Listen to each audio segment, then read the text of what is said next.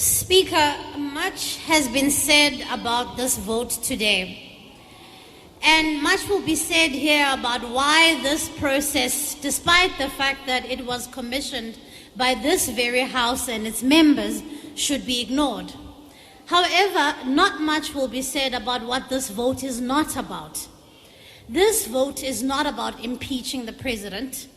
This vote is not about the highly contested ANC presidential race. This vote is not about where the political lines are drawn and who's politically aligned to who. This vote is about accountability. This vote is about the Constitution that we all swore to uphold and the commitment that we made to South Africans to be lawmakers who respect the rules of this House and, by extension, the people who sent us here.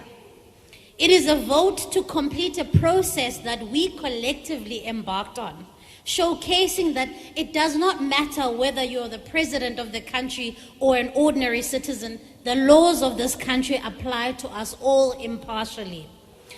It is a vote to afford the president an opportunity to have the truth uncovered, an opportunity an innocent person would grab with both hands. To deliberately make this vote about the president and not about the principle of fairness and the rule of law is simply dishonest. It is undoubtable that crimes were committed on the president's Phala Phala farm and state resources were abused. It is also evident that this did not begin and end with the president, and that an entire network of government players and ministers are possibly implicated, especially judging by Minister Lamula's very spirited defense of the president this afternoon. To vote against the recommendations of this panel is to send a strong message to the people of South Africa that you only have to be politically connected to be insulated from accountability. This is not the first time a choice like this has been faced by this House.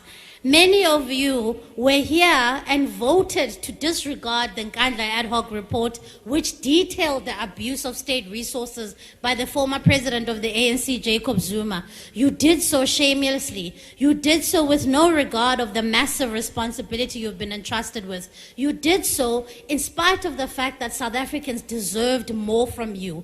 You chose party over country, and today you will make the same choice again. You will choose a cover-up over accountability. You will once again go down in history as the governing party that broke parliament.